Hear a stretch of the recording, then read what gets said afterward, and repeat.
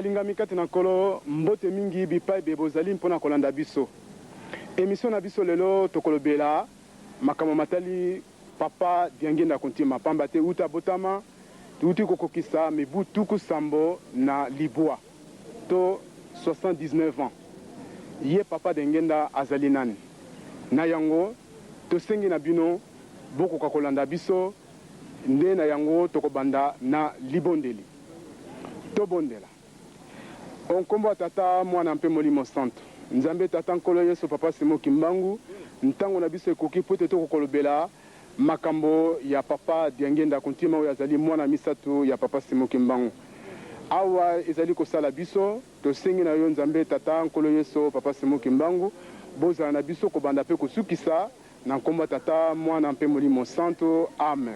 Namboku ya liboso Nzambe akitelaka ukati ya mwana na ye Yesu likolo etikalaka pamba ino mokolo batiaka ye na efulusu Namboku ya liboso Nzambe akitelaka ukati ya mwana na ye Nikolo etikalaka pamba ino mokolo batiaka ina efuluzu apesakilaki te akosenga na tata na ye po atindela biso mobikisi apesakilaki te akosenga na tata na ye o atindela biso mobikisi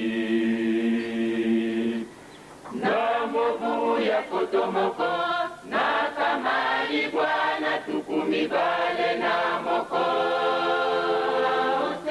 Nzambe akitaka kati na molimo santu yende tata Kimbangu na Afrika likolo etikalaka pamba naliwana ye asekwato kati ya bambwala sato kino mokolo ya lelo yo likolo etikala pamba kulu Nzambe ya kitaose basusu bajali kolukela Nzambe na lola nzokande akitaka ose ajali kolia na biso ajali koloba na biso amibombi alingi komimonisa te na mobu ya kotomoko na kamali bwana tukumi bale na moko Nzambe akitaka kati na molimo santu yende tata Kimbangu nikolo etikalaka pamba nani wana ye asekwato kati ya bambwala kino mokolo ya lelo yo nikolo etikala pamba kulu Nzambe ya kitaose tata Diangenda Kontima yo Nzambe ya tata Lungana Diangani yo Nzambe ya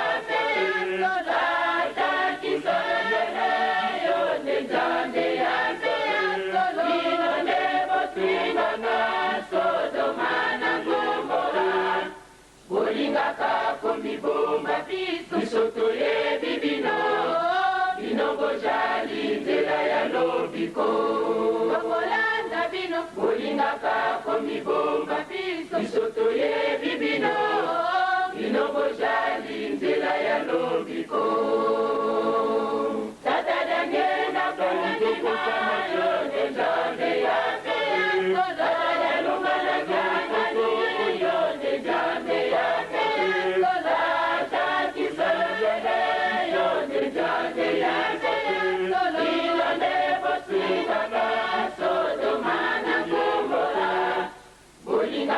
komibomba bisoto ye bibino binongo jali nzela ya lobiko bakolanda bino bolingaka komibomba bisoto ye bibino bino bozali nzela ya lobiko. Ya solo tukuti koyoka nzembo na groupe théâtre kimbangiste oyo babengi GTK direction générale ndenge tolobaki ete masolo mabiso ma mokolo mwa lelo ezali etali papa Diangenda Kontima ye azali nani. Soki totali na ntango ya bayuda mpona bokokisi maye mosakolo Yesaya alobaka ete Mesia to mwana Nzambe akobotama. So totali yango na Esaïe chapitre 7 verset 14 nkolo Yesu abotamaka. Biso pe na ekeke na biso mpona kokokisa maloba mapapa Simon Kimbangu maye alobaka na 1910 na nkamba ete na kobotama lisusu na 1918 ndena yango mwana na ye ya misatu papa Diangenda Kontima abotamaka le 22 mars 1918. Yango wana na kobotama na ye na kokola na ye azalaka na baninga bayebi makambo ebele makamusi pe etamboli na ye na bomwana nde na yango tozalaki mosika te na tata na biso papa Maivangwa Lutunu George oyo azali moko ya balingami baye bazalaki na ye na bolenge nde akolobela biso ndenge nini etamboli pe makamusi ya papa Diangenda Kontima uta bomwana bwaye tolanda papa Lutunu Maivangwa George. Papa kombo na yo nani? Kombo na ngai Maivangwa George. Papa banda tango nini boyebana na papa Diangenda? Banda bomwana na biso na tango bakanga tata Simon Kimbangu na batu nyonso biso na Mutarangenda tozalaka besika moko. Wapi? Na Ngombe Kinsuka. Bon, bilembo nini nango oyo etikala na yo na mutu oyo papa Diangenda asalaki na bomwana na ye? Likambo ya liboso nga na monaki tozalaki kokosala peshe.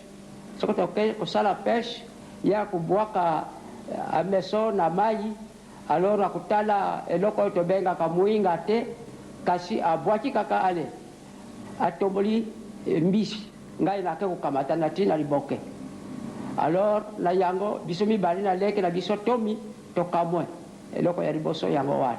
Bon ya mibale aye kulakisa biso groupe ya faki na ndenge nini bato oyo baninga tozali na bango totiki bango sima biso toza kokende mbangu aho toza kokende mbangu sikawa akamati mwa likasa ya nzete alors abandi koyemba nzembo zipasi zingi vavanza mayela tweti monanga sokwa yembi nzembo wana biso toza kuyokila yango kaka lokola fanfare mobimba oyo ya biso iza kuyemba. Donc pasi mingi ezali na kati na mokili nde ezokolimbola ete na ntina ya mosala moye donc mpasi ezali na kati na mokili yango nde nzembo ngo ezolakisa te na nzembo wana na ntina bokangami aza kuyemba yango na bango baninga batikali nsima baza kuyoka ndenge biso toza kuyoka oyo nde kuna na mai makambo mibale oyo alakisaki fanfare yango alakisaki ndenge nini nango à part ça alakisaki fanfare yango ndenge nini fanfare yango cela veut dire tomoni fanfare te me ndenge ye aza kuyemba alors kaka ndenge fanfare na biso ebetaka biloko nyonso na bambunda donc boyoki na bason wana ndenge nyonso wana toza kuyoka ntango ye aza koyemba ntango ye aza kuyemba biloko nyonso wana biso toza kuyoka yango na bomwana ne kaka wana na bomwana na biso na mbula ya 1927 na 1927 ah bona ntango wana ye azali na mibu libwa po abotama na 1918 mbo likambo nini mosusu oyo oyebi? Bon likambo ya mibale ya misatu yango oyo mokolo ya poso alors sika ndako ya papa Mfumambanza ezali na ntango wana ndako izalaka wana ndako ya Ngombe Kinsuka bien oyo na Ngombe Kinsuka parce que muntu mosusu akukende na nkamba te mondele azalaka Alphonse na basoda na ye kuna na mai oyo biso tosukulaka il faut bakengela bon alors mokolo ya poso sika ndako wana ya tata Mfumambanza ezali mais à côté à gauche biso toza kusakana plus de 15 garçons toza kusakana na biso boye alors likambo moko iguti na Tisville na tango wana Tisville ye na bambuka balobi tango mbanza ngungu tango mbanza ngungu balobi lelo tozali 1927 mena mbula ikuya 1928 mokonzi monene roi Albert na mwasi na ye reine Elizabeth bakuya awa na Congo me bakuyela na masuwa te me bakuyela na kumbi ya likolo. Alors kamu wana biso na groupe tozalaka ikamusie biso donc un avion donc avion ndenge nini na ntangu wana ngai na kumi nkutu nanu na mbanza ngungu te na yibi eloko oyo babengaka train na moni nanu yango te me balobaka train atambulaka na raye na bibende.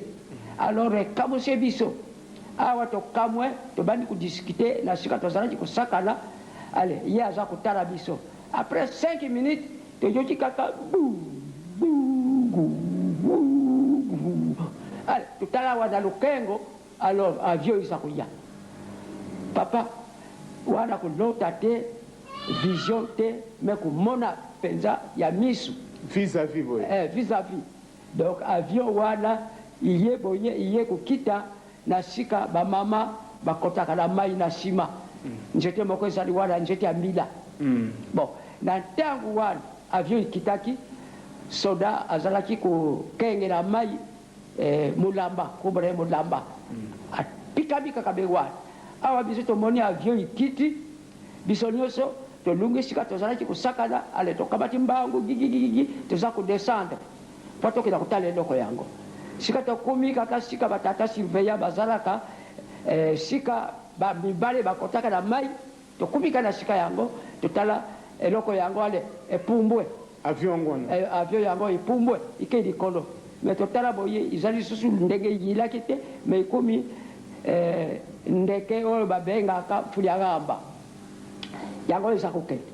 Alors iso totelemi kana sika wana toza kotala or ke na ntango wana ye mutera ngenda atelemi na sika toza kusaka na telemi na yega wana akutala kabe biso bon mundele amoni yango te amona ke avion wana te loko yango toza kutuna est ce que ye amoni o amoni yango te.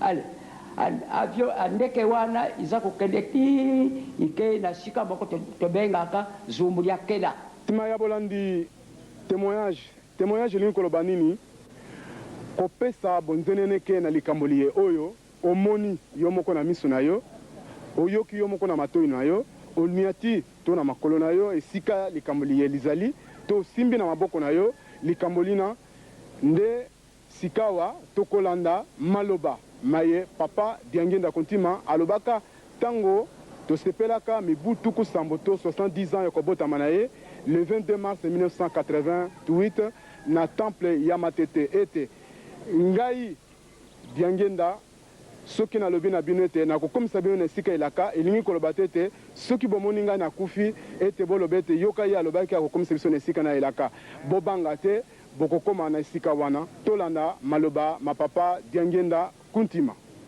Yele boso totoni mini botondi ndenge boye ebele na mokolo oyo nzambe akanisaka ete malamu de apesa na papa Simo Kimbangu mwana ne ya misato ya solo tozana esengo makamu mingi mazali teto tokoloba liboso mpasi esengo ekoyaka nsima soko obandi na esengo ntango mpasi ekoyela yo okozala omwana difficulté pati osuporte pasi wana tomoni pasi ya ndenge na ndenge kasi na mayele ya nzambe mpasi wana ezalaki na ntina po ate tomeka nano kotambola ndenge elingi ye e tomeka mpe kolakisa na baninga ndenge mutu oyo abengami ete image ya nzambe ndenge akokotambola nabotami lelo na 6 heures du matin na 6 heures du matin bamama batata banda ntango wana ntongo etani a 6 heures du matin batata na ngai bamama na ngai tobutama banda ntango eleki mwa mingi na ye kuteya bino tozala na bolingo tozala bana na mibeko tozala bana na misala yo omoni ete biso toya kosala mosala kasi na bato mosusu tozali kobebisa kasi na bino momoni nde solo bapapa ya kosalaka mosala ya solo na kati na motima ya solo bato yango bazalaka molende kasi soko bakomi na esika na bango wana ebe balobi bato mabe ebe likambo malamu na bato mosusu kolobanaka sango kasi oyo makambo kitoko biso tosalaka moto atambwisa yango sango azali te bamama batata tokojungela lisusu tokookisa bino soni te il faut tokomisa bino esika elaka oloba te soko nakofi lobi bolobi ete kasi ye alobaki nde akokomisa biso esika elaka te esika wana nzambe akotia ndelo na ngai esika wana tokotikela bino ngai jayenda na kosa kakotaka te ngai jayenda na kosa kakotaka te ngai jayenda na kosa kakotaka te nakomema bino kino suka ombokelaka ngai jayenda na kosa kakotaka te ngai jayenda na kosa kakotaka te ngai jayenda na kosa kakotaka te nakomema bino kino suka ombokelaka ngai jayenda na kosa kakotaka te ngai jayenda na kosa kakotaka te ngai jayenda na kosa kakotaka te nakomema bino kino suka ombokelaka nakomema bino kino suka kino mboka tata bino nde bokosepela nakembokembo ezali kuna nde bokosepela nakembokembo ezali kuna nde bokosepela nakomema bino kino suka kino mboka tata bino nde bokosepela nakembokembo ezali kuna nde bokosepela nakembokembo ezali kuna nde bokosepela mingi na bino bazali koloba papa diangenda apemi na ye ndenge nini akokomisa bino kino suka ombokelaka ndenge nini akokomisa bino kino suka ombokelaka mingi na bino bazali koloba papa diangenda apemi na ye ndenge nini akokomisa bino kino suka ombokelaka ndenge nini akokomisa bino kino suka ombokelaka mingi na bino bozali koloba maya lobaka makomonana te papa janunga nazali kati na bino mpe bozela makosalema papa janunga nazali kati na bino mpe bozela makosalema mingi na bino bozali koloba maya lobaka makomonana te papa janunga nazali kati na bino mpe bozela makosalema papa janunga nazali kati na bino mpe bozela makosalema tokokutana omboka tata tokomonana omboka na ye tokokutana omboka tata tokomonana omboka na ye tokokutana omboka tata tokomonana omboka na ye tokokutana omboka tata tokomonana omboka na ye tokokutana omboka tata tokomonana omboka na ye tozali mpe kokoba mpe na batali témoignage to bonzenene ke tosukaki mpe na papa maivangwa george te tokomaki mpe na wa biso mama paster mama gwemani ye akolobela biso maye oyo ye asili kososola na bomoi ya papa Diangenda Kuntima kati na ye pe kati na libota na ye tolanda mama Gwemani. Ma ozali kimbangiste banda bomona na yo bien koma ki yango sima. Te banda bomona ngati. Ozali kimbangiste banda mbula nini? Ozali kimbangiste tango mwana nga abelaki. Pe totambole bipai na bipai. Tango tokune pa papa nde papa sungi asese mwana nga yango nakomi kibangiste. Papa nani? Papa Malongo papa Diangenda. Botambulaki bipai na bipai wapi na ba hopito na ba bisika ndenge nini batamayele tout ça ou bien ndenge nini?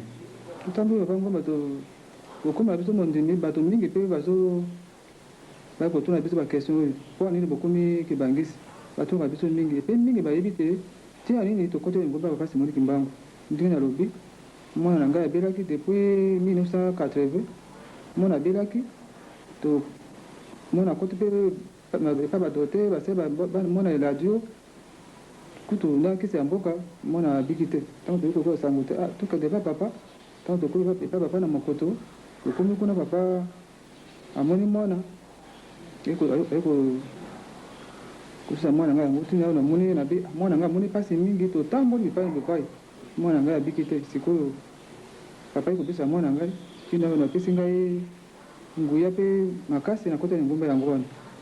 Mwana no nani? Mama Mbombo. Mama Mbombo.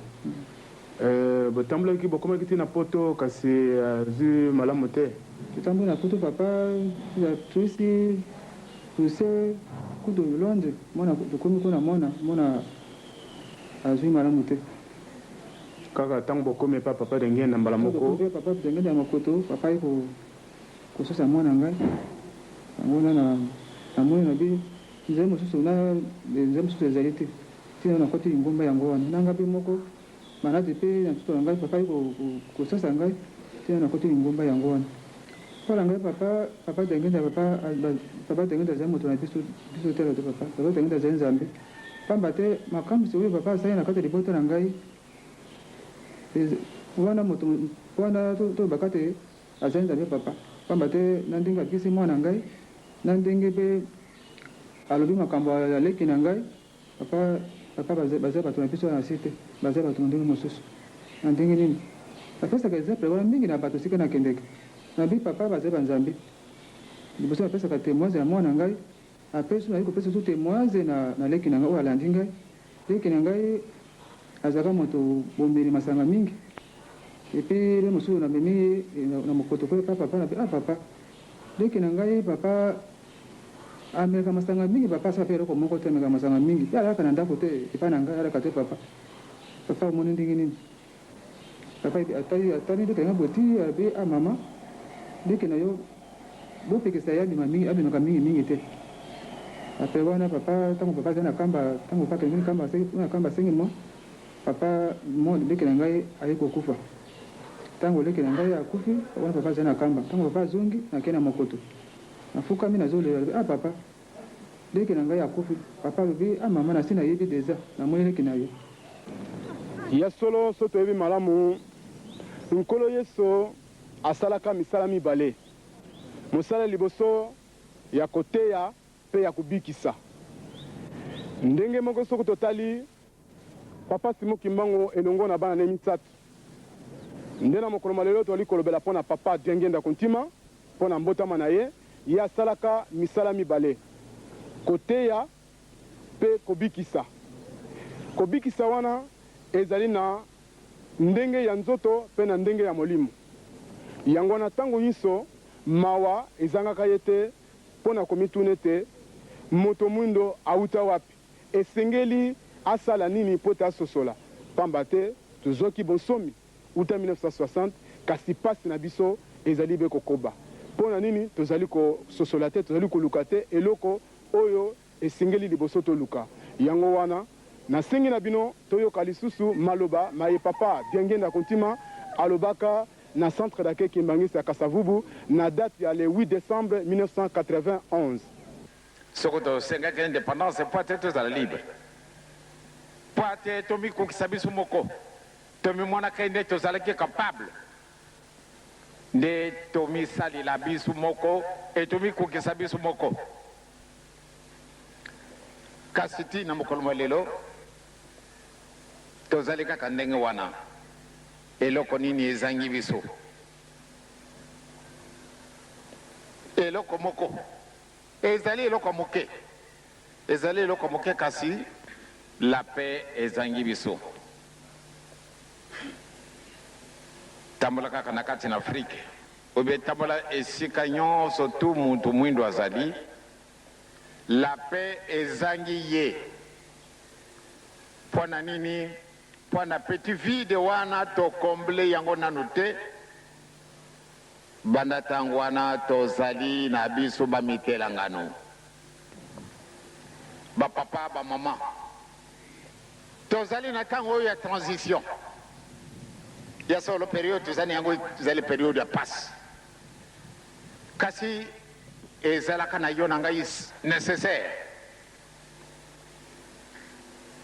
Muntu mwindo alungwa wapi? Question na ngai na kopesaka yango mbala na mbala, muntu mwindu alungwa wapi?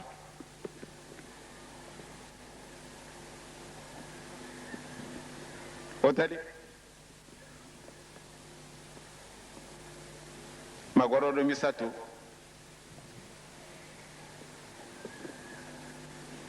bakaina nganga tata na mama bato amemaki mwana na bango, pamba te bamwana ke te mwana na bango balokaka ye.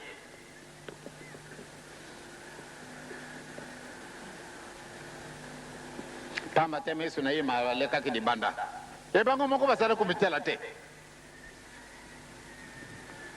Bele mokolo oyo nganga kisi akamati décision, allez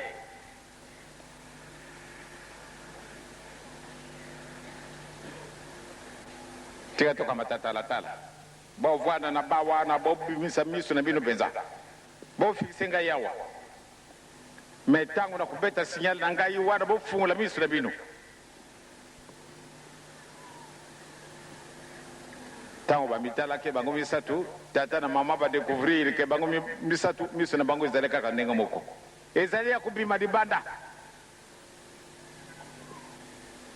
Muntu mwindo alongo wapi? Tozali kokende periode tozali nango, soko yango ezali te moyen ya kodiscerne na likambo kitoko na likambo mabe, moyen ezali na yo te. Metango oyo bobandi komona batata na bamama totambola na bolingo, totambola na mibeko, totambola na misala na biso, kolonga na biso ezali sur. Bato baseki biso, bato basakana ni biso, bato balukili biso nzila ndenge na ndenge. Tina mokolo malelo kasi ndenge tolobi ete solo ekobongwa na kana yango lokuta te, elokuta mpe ekobongwa na kasolo te. Nzambe akozala satana te, ni satana azala nzambe. Naijangenda na jaliko mituna, soki mawana mai makosi late, ibota lindo na yatako bikisa, kino lelo lijaliko ndimela te, ikanga mise na misala ya mabe, nibeko misala balingo likwaki, ojola kopinga nga ilitikite, bosoba ya mwindo ekosila te, ngaijangenda na jaliko mituna, soki mawana mai makosila te, ibotalinga na yakako bikisa, kino lelo lijaliko ndimela te, ikanga mise na misala ya mabe, nibeko misala balingo likwaki, ojola kopinga nga ilitikite, bosoba ya mwindo ekosila te. Moino, moino, na peso likolo ya panga olikite, okangamisa na bisengo ya mokili oyo yeba yango te likosila kasi yo mwana na ngai ndimelanga okoka komona nkembo nalataka biso ozali komona lelo sepamba biye bijali kozela yo bileki kasi yo mwana na ngai ndimelanga okoka komona nkembo nalataka biso ozali komona lelo sepamba biye bijali kozela yo bileki moindo napesa likolo ya pamba olingi te okangamisa na bisengo ya mokili oyo yeba yango te likosila kasi yo mwana na ngai ndimelanga okoka komona nkembo nalataka biso ozali komona lelo sepamba biye bijali kozela yo bileki kasi yo mwana na ngai ndimelanga okoka komona nkembo nalataka biso ozali komona lelo sepamba biye bijali kozela yo bileki moindo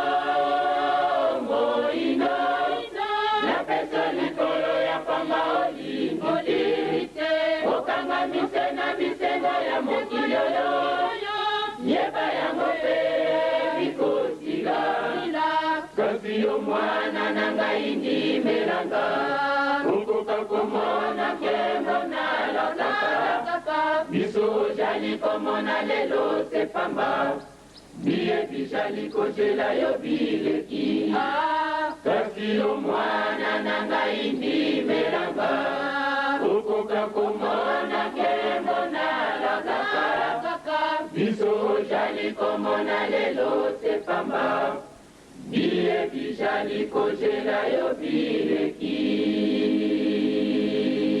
batata bamama balingami kati na nkolo ndenge tolobaki batémoignage ezali ebele na mayema tali bonsomi ndenge tolobaki oyo papa Diangenda alobeli nani moto asalaki nyonso po te tozwa bonsomi na kati na mokili mwa biso toyebaka yango tobosani ye tolanda moko oyo azali nzeneneke na makambo maye papa Diangenda asalaki mpona bozwi bonsomi bwa biso ye azali papa Jean Kalamvula Kuvulama chauffeur ya papa Diangenda Kuntima uta 1955 tolanda maye oyo amonaki na miso na ye balobeli ete kasi amoni ayoki na matoi na ye tolanda papa Kalamvula Kuvulama. Un certain jour, c'était le 2 janvier. Avant le 2 janvier, M. Kassavubu a contacté papa pour nous colloquer. Tolingu senga kimpanza. Mais papa, tozana mindukite. Tozana ba jeunesse abakiste. Mais minduke ezalité. Alors mundele moko yé a salué ce arrangement par le canal il y a Congo, donc il faut traverser le Congo parce que M. Kassavubu a en contact avec l'abbé Youlou. Mais mundele on a yé a salué arrangement nyons. Donc avec senga papa mpo ba ken kostolo la. Papa to kota kina voiture ya tata mpanzo wana pona kokende njili kota Sainte-Thérèse jusqu'à présent kuna solo baboye na yebi place to telemaki na yebi nzela papa landaki na ndako bakena kota ezalaki ye papa monsieur Kassavubu tata Ngonda Samuel tata Mansianga George ngai na tata Waku Etienne oncle ya mwana to ben karai wazana ki mensek donc to keneki biso mutoba ngai na papa na tata Etienne na tata Ngonda Samuel tuzaki fati moko monsieur Mansanga George na monsieur Kassavubu na mundele wana bazaki na fati mususu ezaki fati mimbale to kei to kangi papa kiti bakei okoti na ngari na ndako ya batolo basalaki yango na batolo ya batono ya mama moko oyebi mboka soko bazotongo sika ntango wana batolo mangara basalaki ya batolo nde kuna msekasava kana kutuna papa mutamuntu tulimusenga kimpwanza metuzana mbongo te yo na baki ntwadiste soko sengi endi kutaba ko pesa pasa bazoji kula papa mingi soko sengi bakopesa mbongo mundelo yo mwena vande awa ye mutu asali ba arrangement pona tusuma ba minduki mebiso mbongo zate sutu sengi mbongo babezi bakuyoka mindele bakuyoka tibitu so senga mbongo pona kusoma minduki ekuzala mabe me yo soko sengi te tuzana eloga kusala bakopesa mbongo tukuzwa ndi tukusoma minduki papa vandi kima moi quelques minutes tango sareka botika kana kinolala mundela tuni musika sabume qu'est-ce qu'elle a dit musika sabuba yebisiye alors mais moi je pars demain comment me dit de dormir encore comment est-ce que moi demain obligatoirement je dois rentrer musika sabubu na munoko na ye alobi tika yake ngolala parce que bakukuta na mtamuntu donc eza papa simukimbango mais papa eloko ni asengaki bopesa nga lettre vous préparer bopesa ngai nakena nango bapesi lettre na papa tozongi na ndako le 3 wana ezalaki le 2 bakozwa lettre Le 2 janvier. le 2 janvier 1959. c'était un vendredi bakozwa lettre papa lobi bokeno lettre ngana zozongisela bino kokende pa mosusu te directement bokono tika kopaya gouverneur me muta muntu kono tika la lettre ndenge nini bitu tozana eloko te bato wana tamba koyoka te bitu senge indépendance me tokusila papa lobi bozobima na ndako na ngai directement kotika lettre le samedi papa traversé na Brazzaville c'était le 3 bazwi lettre bakotika directement le même 3 samedi papa traversé na Brazzaville et le 4 janvier makambo kwe wana na rond-point Victoire babeji bamoni te makambo ekwe ezali mutu musumu ta provoquer ngote diangenda kaka donc fuba luka diangenda basali tout kuluka na cité bayena ndako combien de fois mpana kuluka papa zate mundele ne tango komi na bureau na oye komi fonction publique parce que bureau ne zaki kuna akokuta papa vandi alors mais qu'est-ce que vous faites ici papa le mieux c'est un jour de travail je suis venu travailler mundele yamana téléphone au gouverneur qui dangie na zaliawa c'est vrai ça c'est vrai dangie na zaliawa ba bengi papa le mieux lelo zam ko musala na kutika musala te yamana yena musala donc électricité papa a participé à ma campagne d'indépendance donc vraiment il était le cerveau moteur. Monsieur Kasavubu azalaki ami à papa bazoko kenena na vélo biso tuna quartier tozoko be mwendundu pa kipembe bitu zakina Libaya 3 yeye zakina Ikelemba numéro 1 donc bayimanga na papa Monsieur Kasavubu tango asengi makamani indépendance il était recherché par Luka qui est mingi na babeji pour babomaye mais papa le bagena yeko banga te tata zanayo et fait moko elegaki na Monsieur Kasavubu il fallait papa bongisa Monsieur Kasavubu mais amoni na ndako moyen zalaki te pona batu bana na batu bazoko ya ba visite il fallait abima parce que même na mukana nzambe batu nyonso bazosala nzambe presque nisana makusuka bimi aketo kobondela to esika ne tata nzambe akobimela ye mpona kobongisa ye tout ça Monsieur Kasavubu ezalaki papa bongisa ye alobaki nini il faut babima mpona kokende baza ye babeji bazalaki koluka Monsieur Kasavubu parce que bayebi akokende soit na petit porteur ou bien il faut kende par route parce que Monsieur Kasavubu azalaki na nzela mibale akokendele te soko kaka nzela wana te alors na mitende esika pompe essence ezali ezalaki barrage ezalaki wana où il y avait que de commandants belges militaires belges donc batiaki militaire congolais te ntango wana congolais actuel zaïrois mais babelge kaka bacommando mpona koluka kasavubu parce que bamoni bakangi e nakusunelika moko na bosane na nsima mise kasavu ntango azosala biloko wana awa ndandaka mfumu ndongo mama mfumu ndongo adeplasaki na chambre ayaki na chambre soko boyebaki ntango ndako ne ezalaki chambre papa nkuntu azolama lala papa nkuruntu mama mfumu ndongo adeplasaki mise kasavu apasse 3 nuits awa na ndako ya papa lalaki awa na ndako c'est comme la be yulu na ndako ya papa na ndako ya papa mfumu ndongo na be yulu alalaki 3 jours awa ezali te bayebisi nga te misi kasavu ntango azokoya ngai nazokomona bakolaborateur mpenza misi kasavubu bayaki koboya na songisongi ya bato me batata nkanza nde bato bazalaki kosoutenir tata kasavubu me lokola toza na systeme koyela ngai kasi oyo kuna te nde esika yo kokabola bango mpona kokende bazaire kokende ezalaki ngo malamu oyebi avant okóma na pompe essence na mintene na se wana soko olongi esika baye kosala cimetière mais okama te nani wana nzela eza tout droit mpo mona bato baza kuna na mosika bamoni te barage ezali monsieur kasavu alenge alobi cette fois-ci je suis arrêté fo mona akangama kaka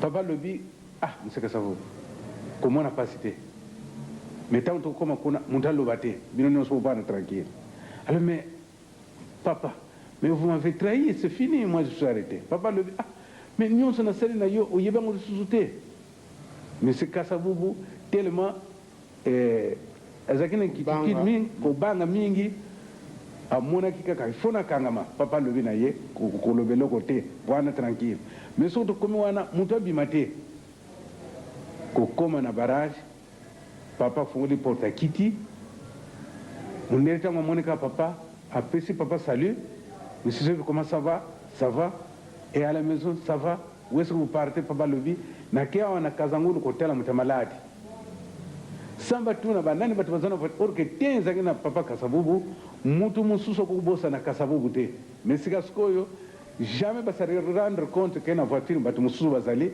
ba monika ka papa yemoko balobi kene malamu bafungoli barrage papa leki papa suka kina kasavubu te oyebi na luzumu avant que descendre monter le zoom cimetière moko eza wana à droite soko longo pa boya à droite nde voiture côté na zamba eza voiture ngai kala mvula ya ngai ngam na memaki te mais muntu amemaki azaki na vola tata Luvanga Ferdinand mebeza ye muntu azaki na vola voiture côté papa bakesika na musika saba mongisi sili au retour na même intende musika saba abosa ni te alega kiawa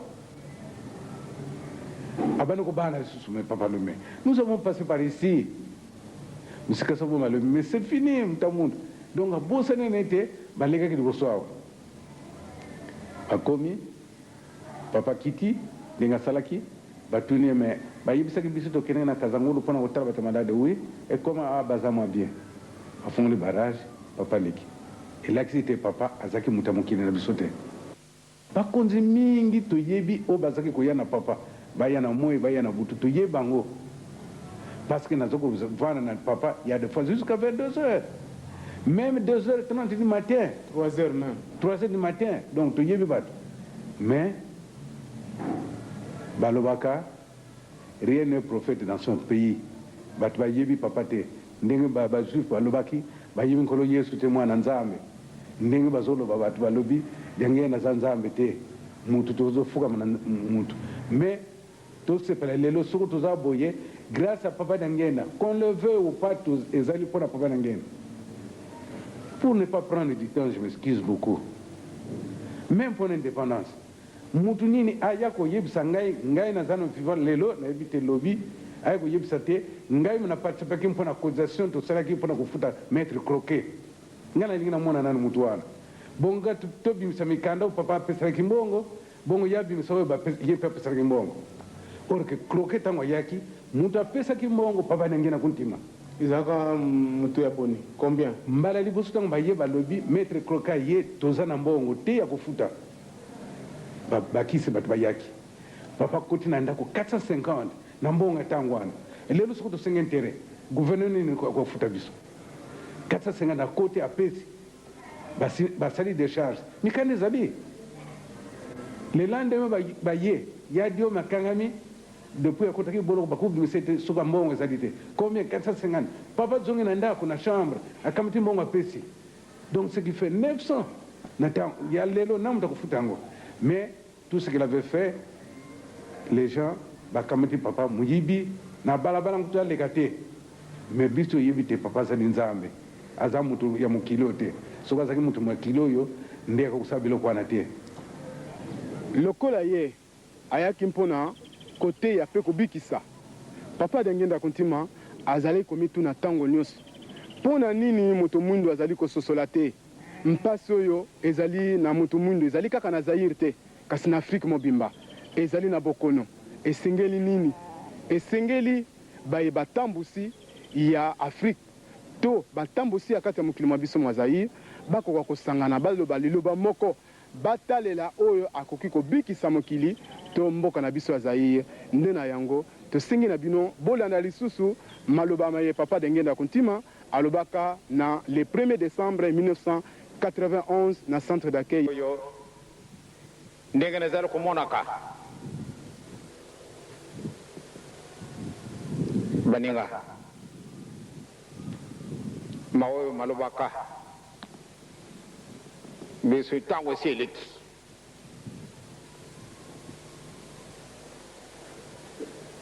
mango oyo na bakomonana tokovivre mondimi ya papa Simoki Mbangu solo otolami bafingi yo bamoni oyo eloko pamba kasi tambula na mibeka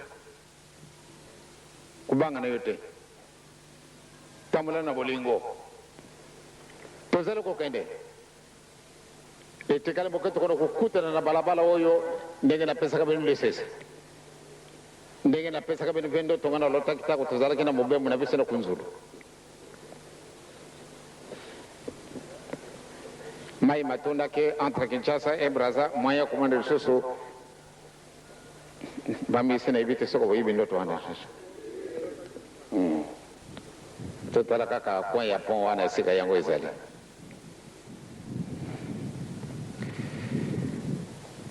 nalobelaka yango mpe awa na kati na centre kaka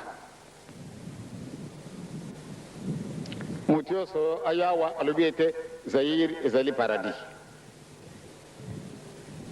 balobi na mokonzi na biso soko bino bozali na maladi awa toute l'Afrique est malade mais tokoyiba ntina te nakokaki moto amuti ya Senegal oyo yayaki ye mpe alobaki soko bino bozali na maladi awa biso nyonso na kati na Afrique tozali na maladi mais tozali kokalkule importance na maloba wana te au lieu toétudie yango omoye te tobeti maboko esili bamerike baye koloba na biso batelamaki mpe kaka awa na biso balobi ete l'Afrique ezali paradis terrestre balobi na mokonzi na biso ete yo ozali kotambolisa paradis terrestre eske biso bato tokokaki likambo wana ekotelaka biso na kati na motima epesa biso mwa raisonnement toyiba mpona nde babengi biso na mboka oyo nde paradis terrestre sikasika awa ebien nayibi te esika tozali kokendaka pamba te tobosani l'essentiel tokamate makambo pamba oyo totina mabenga na biso tala mpasi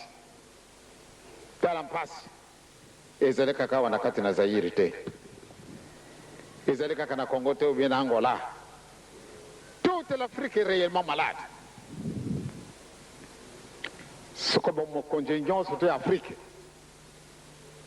bakamata initiative bavanda esika moko likambo nini eza kotongisa biso boye baluka nzela nde bakokotia barrière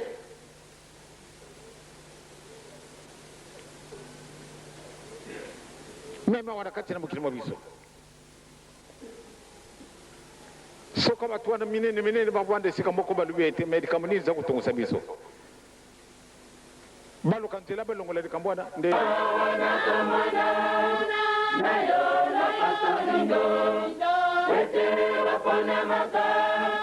otambwisa mokili tala bosoba na yo na poso moindo otokoki te okoki kozala mayele te mawa nakomana na yo na poso mwindo kwete oponamaka otambwisa mokili tala bosoba na yo na poso moindo otokoki te okoki kozala mayele te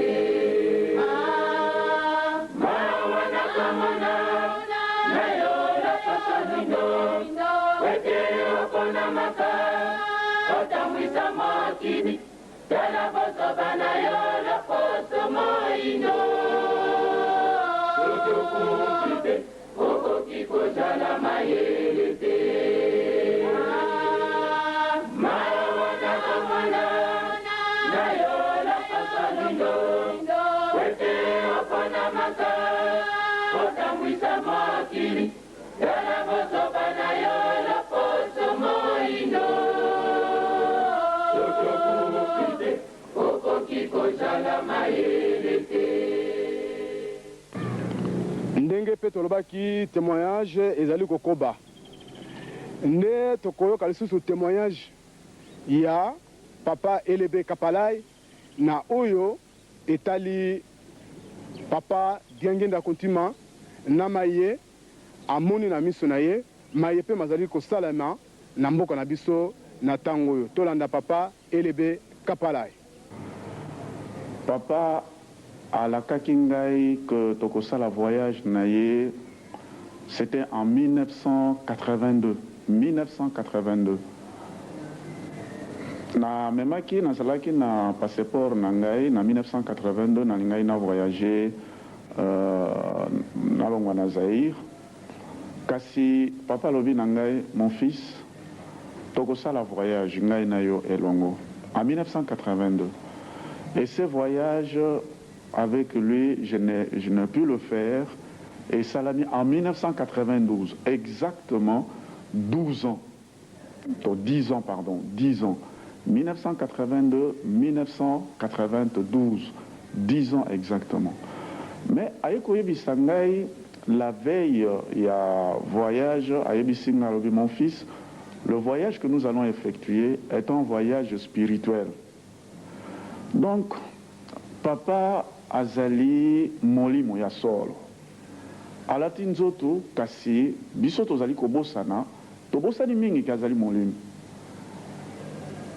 alakaki ngai te tokosala voyage en 1982 apesi ngai mobeko alobi mon fils nalingi komona yo ozala orgueilleux te et mobeko ya orgueil na pesi yo soko na zwi yo na lolendo ngai na yo tokokabwana ayebisi ngai bamakambo wana na mboka na biso tobosanaki koluka nzambe e nzambe bakolukaka dans le vide te il y a un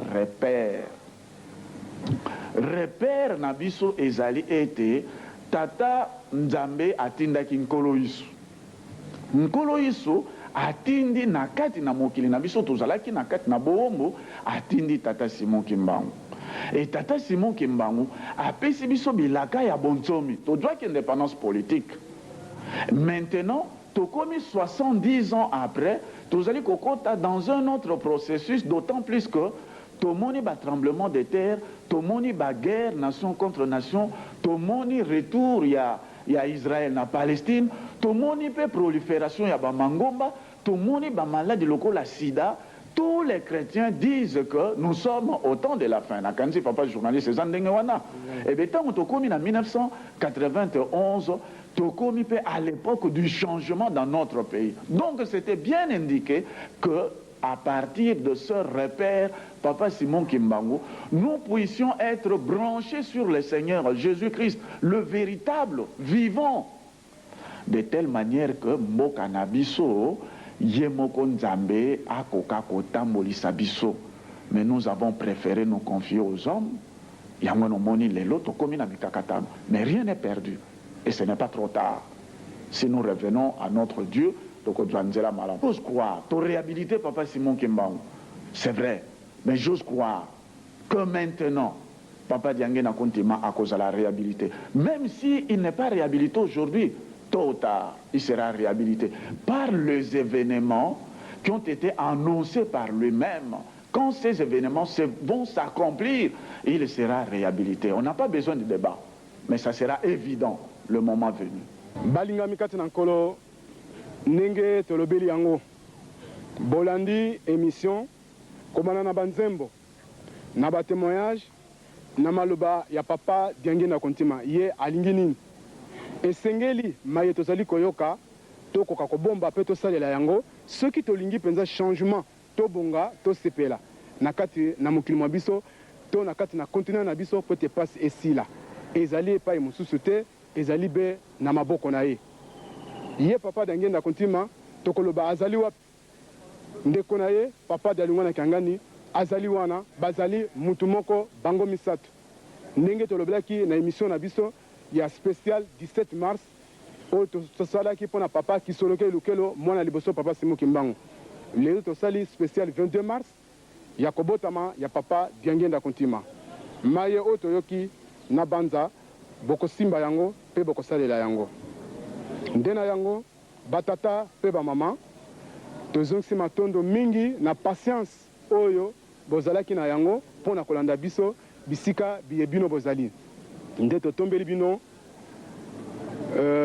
mapamboli na kati na mabota na bino émission eye ebongisamaki mpe epesamaki na ngai wa bino ndeko Nzau Ngoma wa Gaza Gabriel nzokande na bililingi to na kamera ezali nde Papa Jean Tati Dibozabidi na montage nde tozali na wabiso ndeko Edgar Vayemba na yango ndenge tolobaki mapamboli ya Tata Nzambe Nkolo Yeso Papa Simon Kimbangu mazala okati ya mabota na bino na nkombo ya Tata Mwana pe Molimo Santo amen.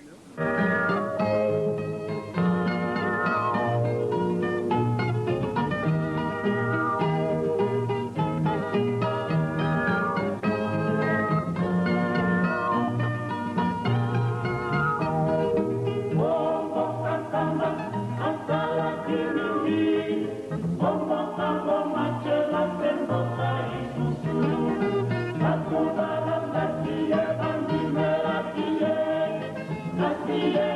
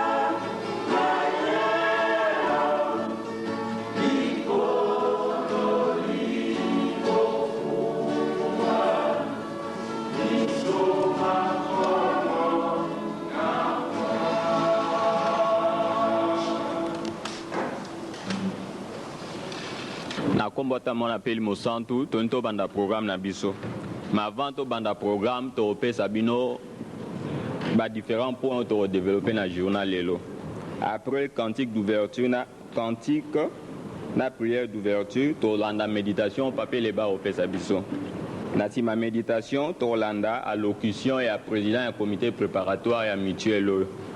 Après ça, tu as lecture, il y a acte constitutif, il y a mutuelle, maman mouille assistance. 6e point, installation et bureau et assemblée générale. Après installation et bureau, tu as un mot, il y a président et assemblée générale, tu as ça. 8e point, tu as la proposition et président, et vice-président et comité de gestion et mutuelle. Et enfin, tu as communiqué divers, tu as invité assistance au Kendeli Banda pour moi cocktail tu as donc na to bengi pa bamona a opesa so nzemba ouverture pour to banda programme na biso. Si Nzambi ukansila muki mwana kyame. Si Nzambi 1 2 Si Nzambi ukansila muki mwana kyame. Telame se salu kyango Nzambi. Si Nzambi ukansila muki mwana kyame. Telame se salu kyango Nzambi. Tusadile salu kyanza mukeleka mukeleka mukeleka. Tusadile salu kyanzambi mukeleka. Enzambi ma mpasi twavuluzwa. Tusadile salu kyanzambi mukeleka mukeleka mukeleka. Tusadile salu kyanzambi mukeleka. Enzambi mba mpasi twavuluzwa.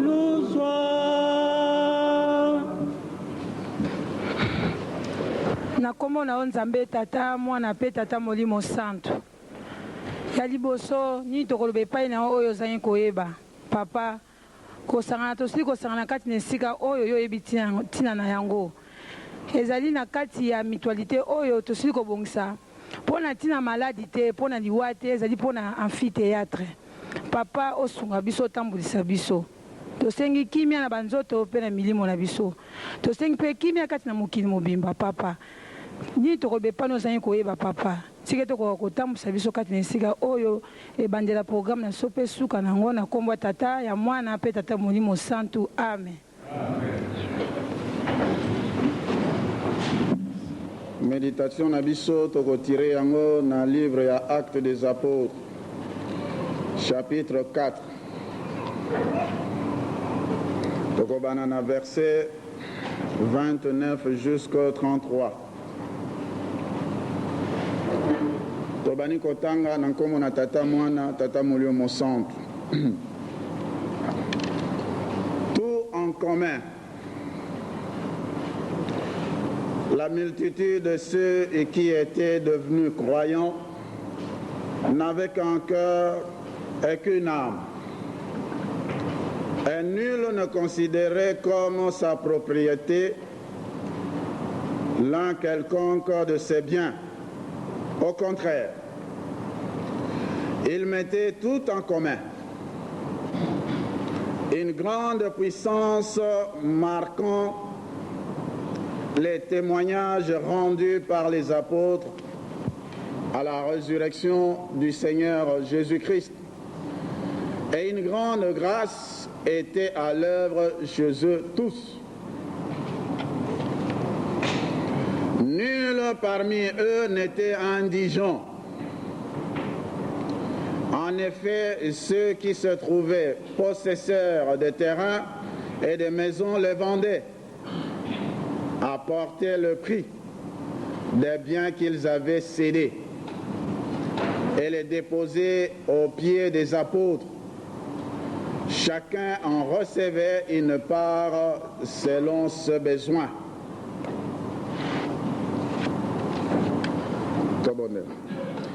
Comme on a dit, tata mwana tata molio mosamp totangi mokana na yo abo moi ezali liloba na yo tolingi tosala méditation tobengi yo otambolisa biso ebandeli mpe kino suka ozala na biso banso na nkombo na yo nzambe tata nkolo biso tata molio mosamp amen.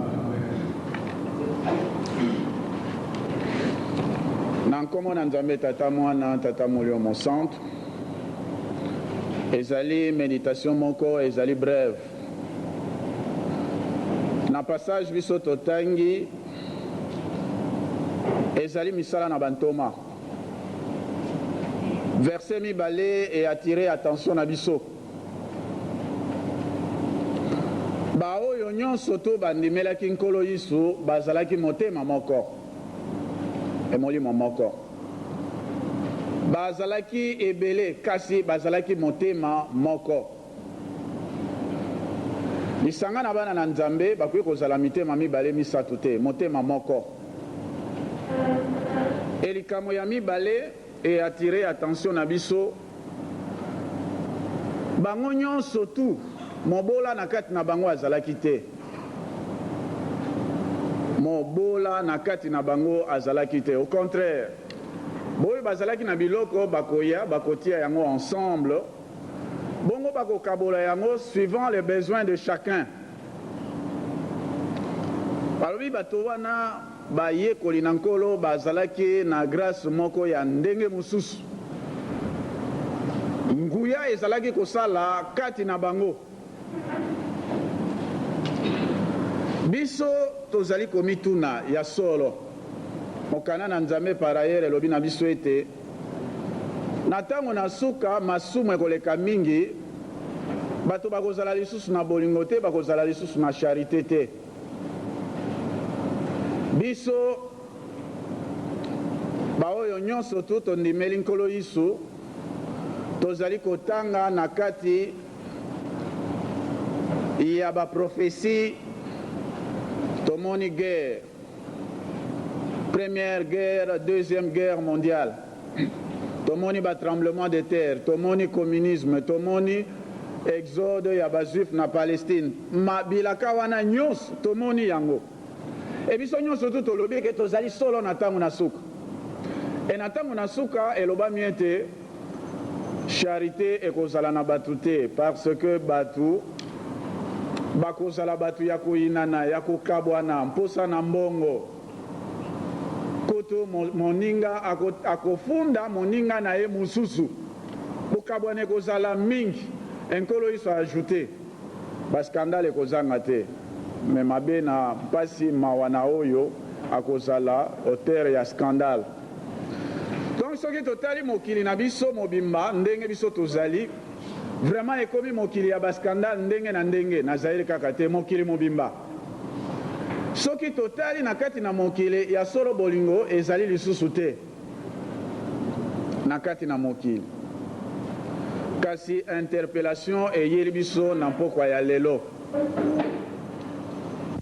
na ntango oyo bato bazali koloba ete tozali na ntango na suka ezali suka na mabe to suka na ekeke na minei kasi ezali nde ebandeli mpe ya ekeke ya esengo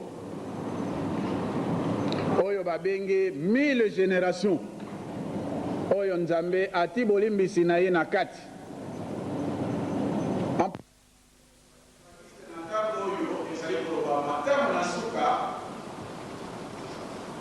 nkolo Yesu akokisi elaka moko ya monene kati na mokili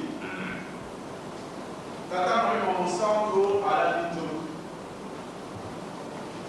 na kombo na nkolo Yesu bibebelisekwe ebonsono batamoli bakufa miso bamoni nguya ya kosakana te emonanaki grâce moko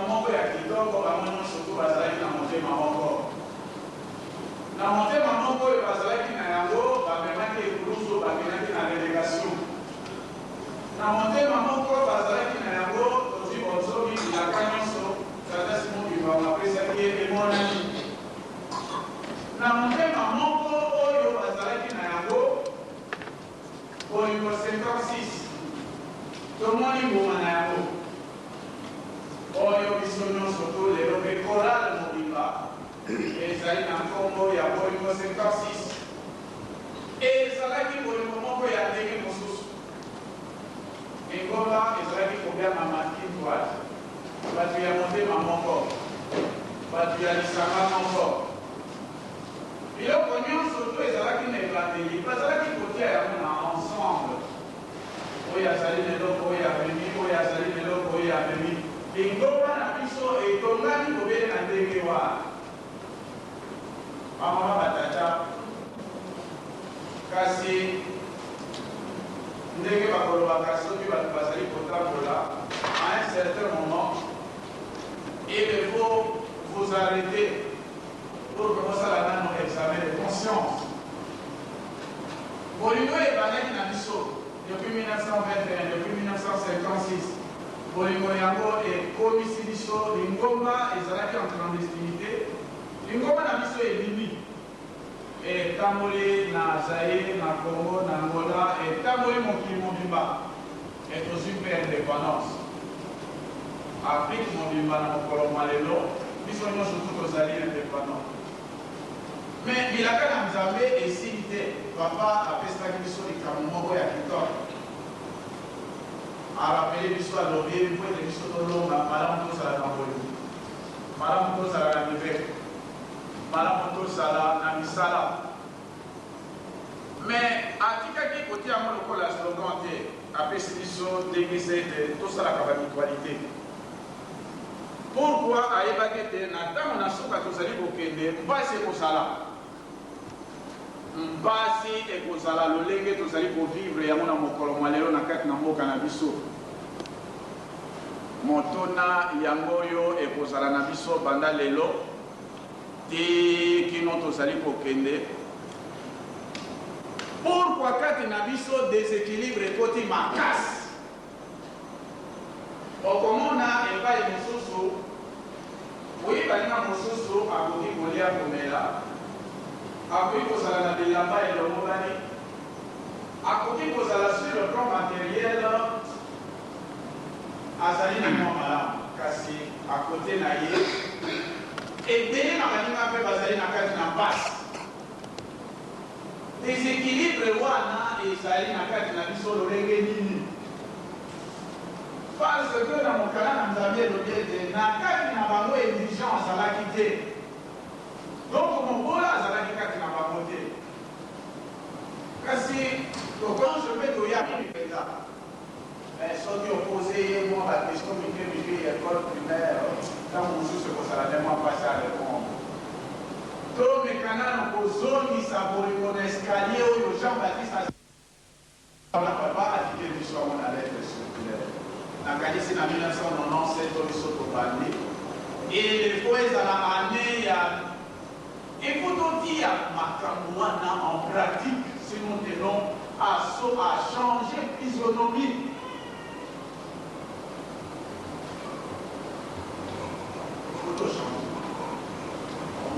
ezala lisusu kaka slogan te papa tikaki biso bolingo libeko misala non eske na ndako moyo ya bakaba balobi koboya mozalani na yo te eske na ndako moyo ya bakaba eske na ndako no ekopesa moto aye kotala yo eloko eya ya moke biso toloba bolingo ya 56 mais soki tozoki escalier wana te ndenge nini bakoyebela biso ete tozali babeli parce que mokala na Nzambe kuna elobi la multitude de ceux qui avaient cru n'avaient qu'un seul cœur soki na kati na biso mosusu azali moto monene azali na mosusu moto moke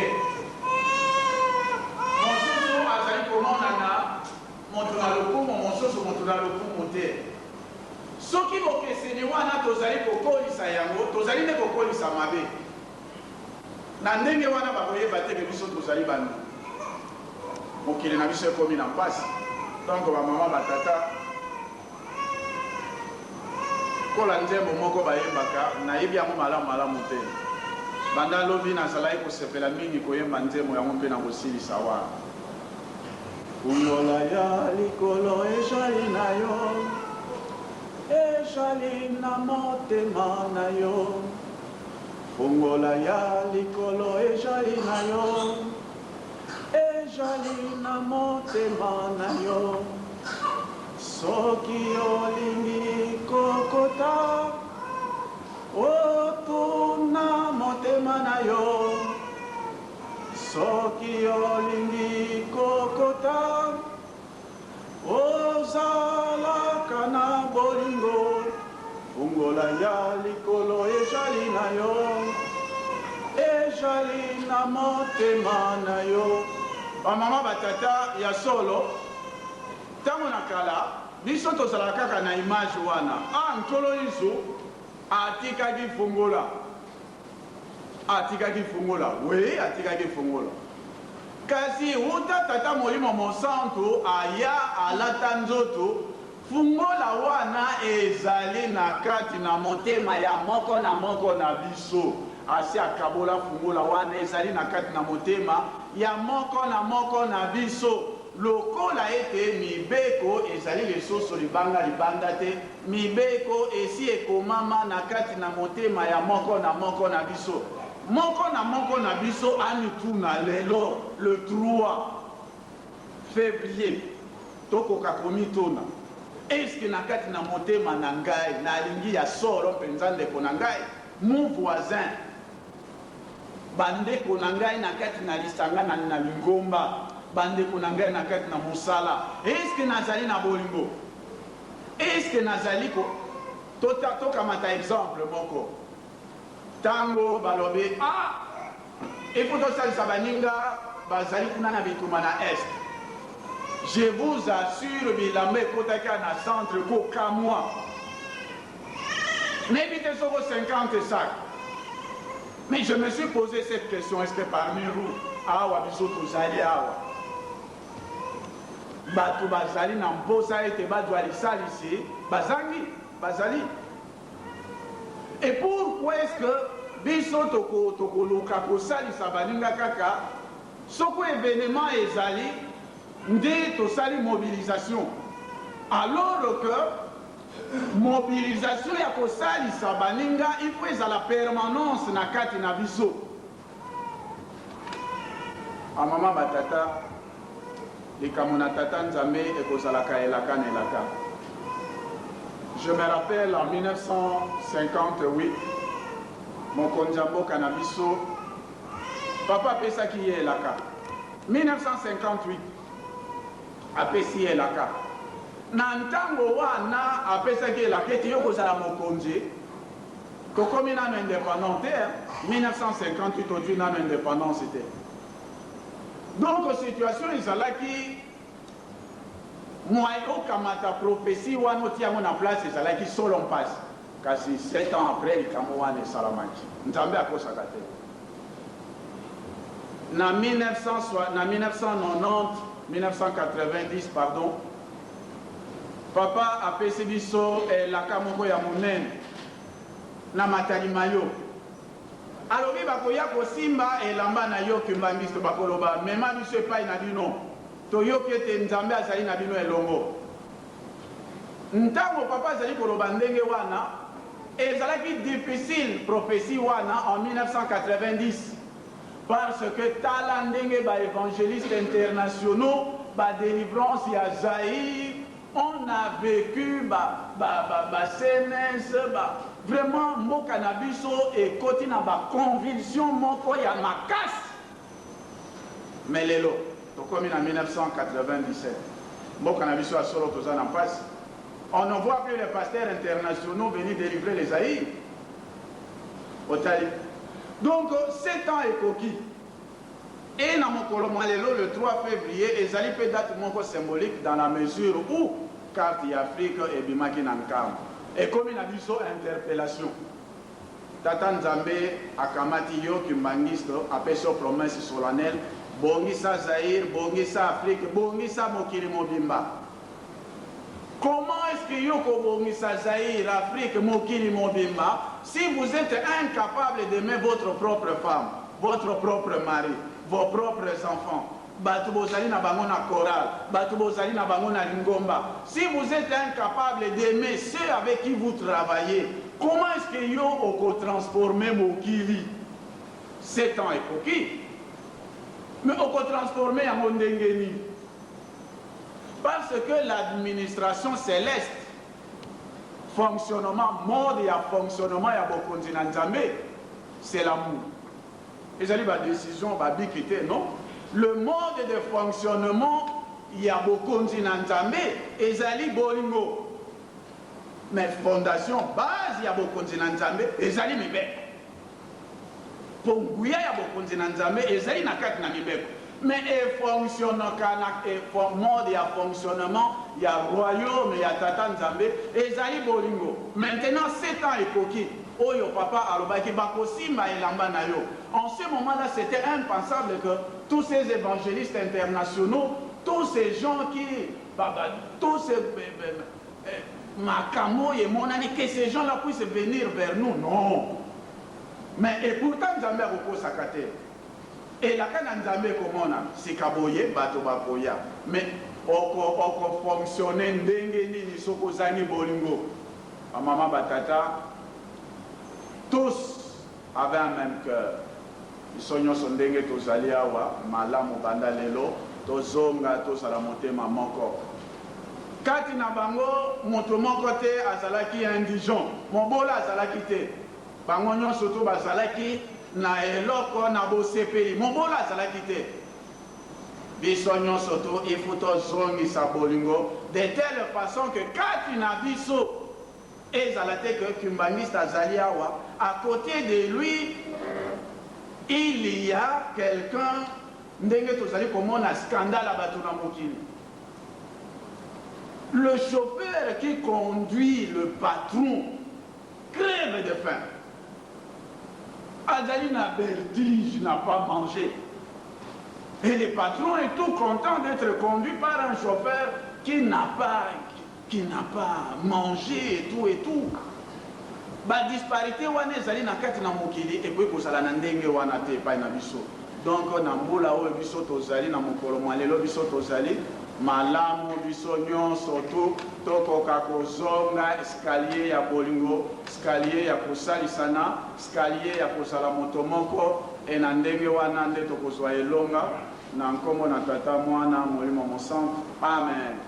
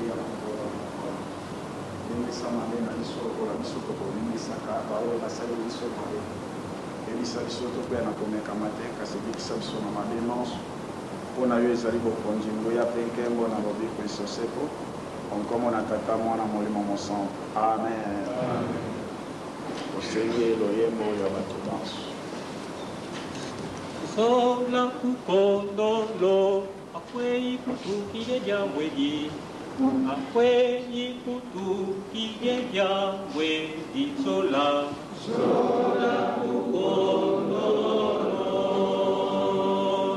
akwei kutukile jawedi sola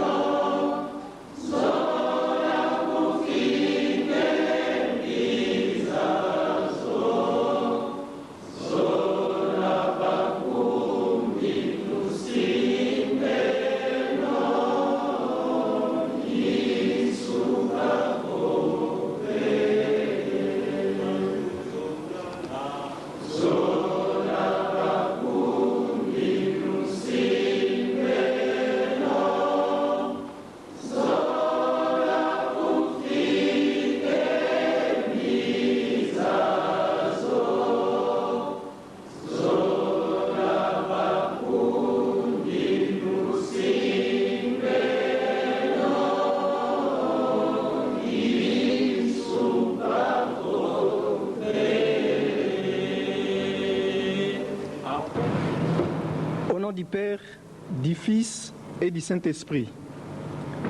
Excellences, chers papa et maman, distingués invités, frères et sœurs, permettez-moi avant toute chose de m'acquitter d'un agréable devoir, celui de vous souhaiter la bienvenue dans ce magnifique cadre qu'est la salle de conférence et de vous adresser nos salutations chrétiennes le meilleur. Nous nous empressons de vous exprimer nos sincères remerciements pour avoir accepté notre invitation en rehaussant de votre présence cette cérémonie de sortie officielle de notre mutuelle. 8 ans exactement, jour pour jour, depuis l'apparition de la carte d'Afrique sur les sols de la Nouvelle Jérusalem Nkamba, le 3 février 1989. Cet anniversaire mémorable réunit en ce jour la présente assemblée pour témoigner l'œuvre salvatrice de charité accomplie par notre vénérable Maman Marie Mwilu Kiawanga toute sa vie durant. Inspiré certes de cette pensée de Papa Diangué Nakuntima, nous citons « En aidant les autres, je m'aide moi-même ». Et suivant ces recommandations, selon lesquelles nous, kimbanguistes, devons créer des mutualités au sein de nos paroisses. Considérant les difficultés éprouvées dans notre vécu quotidien et les divers travaux que nous sommes appelés à entreprendre pour l'édification de notre Église et l'assainissement de notre milieu. Vu les traitements quelquefois indésirables et inadmissibles dont sont l'objet les visiteurs en séjour chez nous. Nous, kimbanguistes de la ville de Kinshasa, dont plutôt échantillon de la jeunesse kimbanguiste universelle, sommes amenés ces jours avec détermination à créer la mutuelle Mama Mwilu Assistance, en abrégé Mama, dont l'objectif est de perpétuer l'œuvre de charité de Mama Mwilu, épouse de Papa Simon Kimbangu, l'envoyé spécial du Christ. La Bible ne nous enseigne-t-elle pas qu'une foi sans œuvre est une foi morte? Confère Jacques 2, 14 à 26. Nous ne saurons terminer cette allocution sans toutefois vous réitérer nos remerciements pour votre disponibilité malgré vos multiples occupations. Que la paix et la grâce de notre Dieu soient avec vous. Au nom du Père, du Fils et du Saint-Esprit, Kimbanguiste Oye, Papa Oye, nous vous remercions.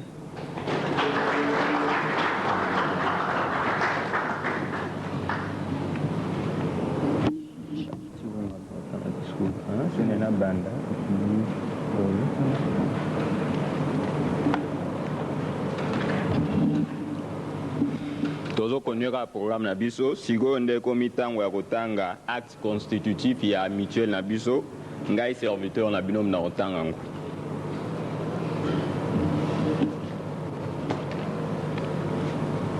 Acte constitutif de la mutuelle Mama Mwilu Assistance en abrégé MAMA.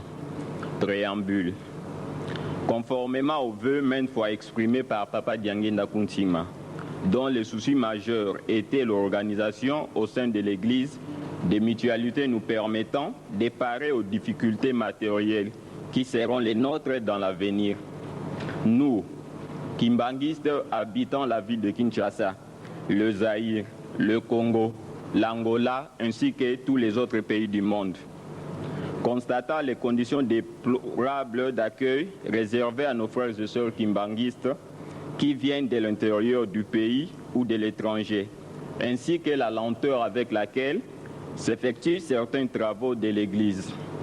Affirmant notre détermination de consolider notre unité en tant que fils et filles d'un même père et d'une même mère, en vue de promouvoir notre bien-être matériel, notre épanouissement moral et spirituel, soucieux de perpétuer l'œuvre de charité amorcée par Maman Mwilu Kiawanga, celle qui, à l'absence de son mari, 38 ans durant, accueillait tous ceux qui venaient en Nkamba pour chercher le salut en leur donnant la nourriture tant matérielle que spirituelle.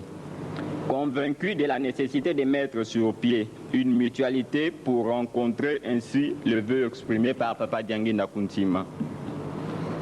Conscients de nos responsabilités devant Dieu et devant les hommes, déclarons solennellement adopter le présent acte dont la teneur suit. Chapitre 1er. De la dénomination et du siège. Article 1er. Notre mutuelle est dénommée Mama Mwilu Assistance en abrégé MAMA. Article 2. Son siège se situe au centre d'accueil kimbanguiste de Kinshasa Kasavubu. Chapitre 2e. Des buts. Article 3. Le but de la mutuelle Mama Mwilu Assistance sont les suivants. Primo. Développer l'entraide entre les membres en cas de mariage, de naissance, de maladie ou de mort concernant personnellement ou concernant les membres de leur famille. Secondo, venir en aide aux nécessiteux, kimbanguistes ou non kimbanguistes, se trouvant dans des difficultés diverses. Tertio, annoncer la bonne nouvelle du salut, nous apportée par Papa Simo Kimbangu, par l'organisation des conférences et par la mise à la disposition du public des bandes audiovisuelles et documents leur permettant de comprendre l'œuvre du Saint-Esprit conformément à la Sainte Bible et aux principes directeurs de l'Église. Quarto, développer les travaux d'élevage et des champs dans nos différents centres agro-pastoraux. Quinto, participer activement aux travaux de construction de l'Église par des moyens matériels et financiers et surtout par la main-d'œuvre. Chapitre 3e, des membres. Article 4. La mutuelle MAMA est composée des membres sympathisants et des membres effectifs âgés au moins de 18 ans. Article 5. Et membres sympathisants, tout kimbanguiste ou non kimbanguiste qui manifeste un intérêt certain pour la mutuelle et qui participe régulièrement à ses activités. Le taux de sa participation financière n'est pas déterminé. Article 6. Et membre effectif, tout kimbanguiste baptisé, du Zaïre ou de l'étranger, signataire du présent acte. Article 7. Chaque membre effectif a l'obligation de verser régulièrement sa cotisation, hebdomadaire, bi-hebdomadaire ou mensuelle, dont le montant est déterminé et revu à la hausse ou à la baisse par l'Assemblée générale. Article 8. Seuls les membres effectifs ont droit à la carte des membres. Article 9.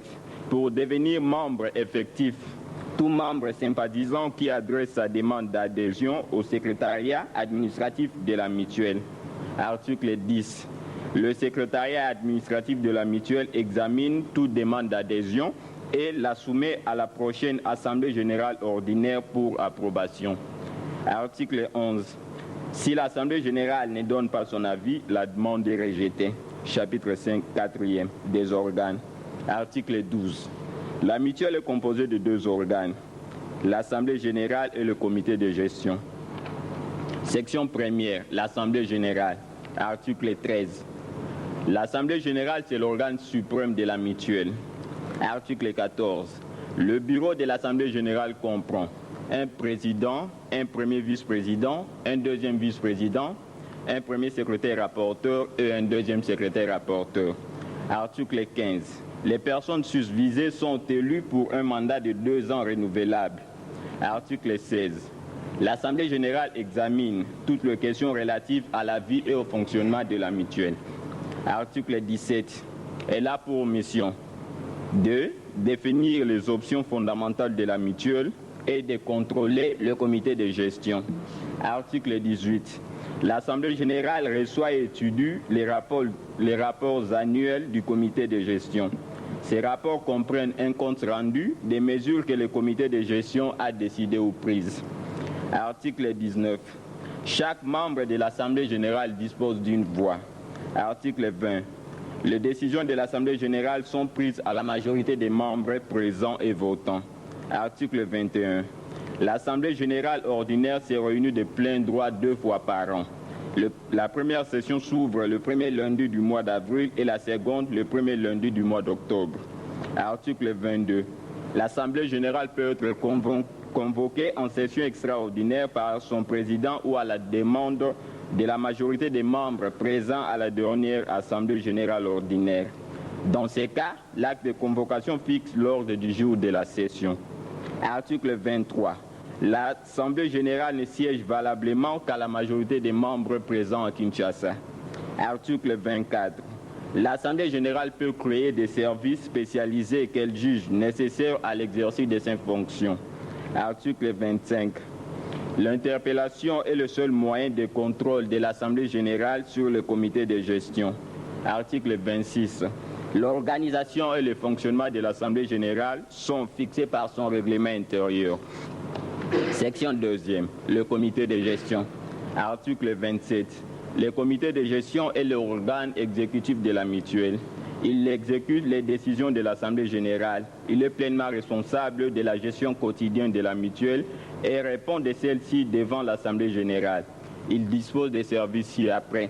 Le service d'assistance sociale, le service de soins et santé, l'intendance, le service administratif et financier, le service d'archives et documentation et le service des relations publiques. Article 28. Le comité de gestion comprend un président, un vice-président et le chef des services et leurs adjoints. Article 29. Le président et le vice-président sont élus par l'Assemblée générale. Les autres membres du comité de gestion sont désignés par le président et présentés à l'Assemblée générale pour approbation. Article 30. Le président du comité de gestion préside la réunion du comité. Les actes qu'il prend sont contresignés par les chefs de service chargés de leur exécution. Article 31. Le service d'assistance sociale enregistre tous les cas sociaux et en fait rapport au comité de gestion pour la recherche de solutions. Article 32.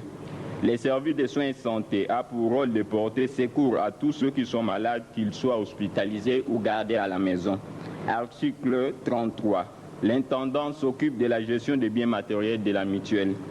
Article 34. Le service administratif et financier comprend un secrétaire administratif, un trésorier et un caissier. Article 35. Les secrétaires administratifs s'occupent de l'administration au sein de la mutuelle. C'est lui qui gère le personnel administratif de la mutuelle et qui garde tous les documents administratifs. Il est le rapporteur du comité de gestion et tient la liste complète de tous les membres de la mutuelle. Article 36. Les trésoriers contrôlent la gestion des finances de la mutuelle et les comptes de tous les services. C'est lui qui reçoit les différentes recettes et cotisations versées par les membres ou des tierces personnes. Après en avoir pris note, il le transmet au caissier pour le garder. Aucun mouvement de fonds ne peut se faire sans son autorisation. Article 37. Le service d'archives et documentation s'occupe de la conservation des documents mis à la disposition du public par la mutuelle. Documents à caractère scientifique, historique et religieux tels que les dépliants, revues, écrits, journaux, ouvrages et autres bandes audiovisuelles. Article 38. Le service des relations publiques est chargé de la prise de contact avec le monde extérieur en ce qui concerne l'organisation de certaines manifestations. Article 39. Les membres du comité de gestion sont réputés démissionnaires chaque fois que les fonctions du président du comité de gestion prennent fin. Article 40. Les fonctions des membres du comité de gestion sont incompatibles avec celles des membres de l'Assemblée générale. Toutefois, leur assistance aux sessions de l'Assemblée générale n'est pas interdite. Ils ont, si c'est nécessaire, droit à la parole pour certains éclaircissements. Article 41. Les chefs de service appliquent dans leur service le programme fixé et les décisions prises par l'Assemblée générale. Article 42. Ils organisent eux-mêmes leurs services. Article 42 plutôt. Le membre du comité de gestion, le mandat du comité de gestion est d'une année renouvelable. Chapitre 5e du patrimoine de la mutuelle. Article 43. Le patrimoine de la mutuelle est constitué de tous les avoirs de celle-ci. Les avoirs matériels et financiers de la mutuelle sont constitués de cotisations, apports volontaires, des dons des membres ou des tierces personnes et des recettes diverses. Article 45. Tout manquement aux dispositions du présent acte entraîne, selon le cas, à l'endroit du membre fautif, un avertissement ou une suspension à durée déterminée.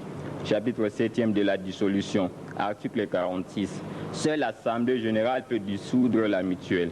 Article 47. En cas de dissolution, les biens de la mutuelle reviendront en l'église kimbanguiste. Chapitre 8e de la révision du présent acte. Article 48. L'initiative de la révision du présent acte appartient à la majorité des membres de l'Assemblée générale présents à Kinshasa. Article 49. Le présent acte entre en vigueur à la date de son adoption, fait à Kinshasa le 3 février 1997. Comme signataires, nous avons Papa Badi Kamedar, Papa Diasonama Bakula, Papa Bamona, Papa Bingo, Papa Bisadidi, Papa Diakanwa, Papa Biku, Papa Diasonama, Papa Diaiza, Papa Dingididi, Papa Elebe Kapalai, Papa Elenga Roger, Papa Ifambe, Papa Inkone, Papa Isaka, Papa Kalonga, Papa Kalusivikako, Papa Kelazani, Papa Diasinwa, Papa Kiangani, Papa Kimbi, Papa Kisabelo, Papa Kuyenga, Papa Likwa, Papa Likwa et jeune Likwa Pepe, Papa Loliki, Papa Lomboto. On en a un nombre de 87. C'est par ici que je termine mon allocution. Je vous remercie.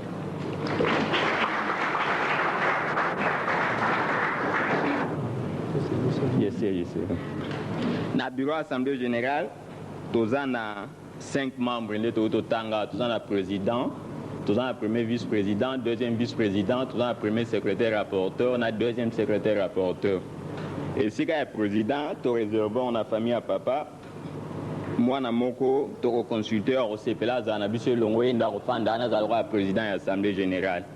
Na baposo etiraline de bateau na ba ofanda siko so boza d'accord na bon beaucoup acclamer bâtir le roi bureau définitif de l'Assemblée générale na biso. Na ngo to bengi comme premier vice-président il y a Assemblée générale Papa Elebe Kapalai soko royo de siko ofanda.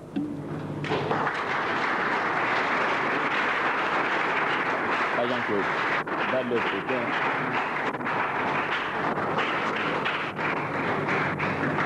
Je fais un mystère. Celui-ci.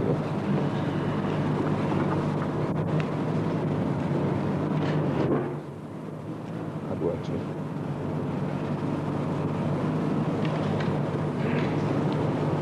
Comme deuxième vice-président, il y a Assemblée générale, Tobeni Papa Toto, le soir au les Caliboso, il y a au Fandanisi.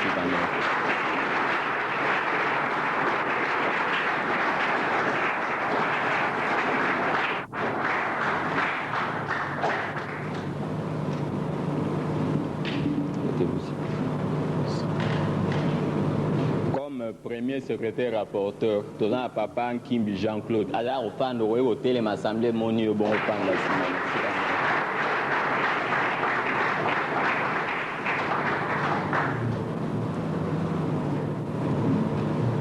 Comme deuxième secrétaire rapporteur adjoint, tout à la maman Fanny, et si il y a les créations du Bossoir au Panda.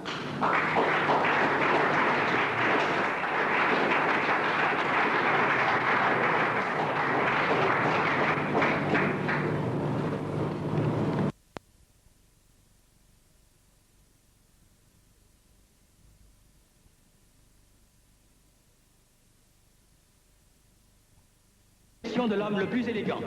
Le premier candidat que certains d'entre vous ont déjà pu remarquer, Dr Liman.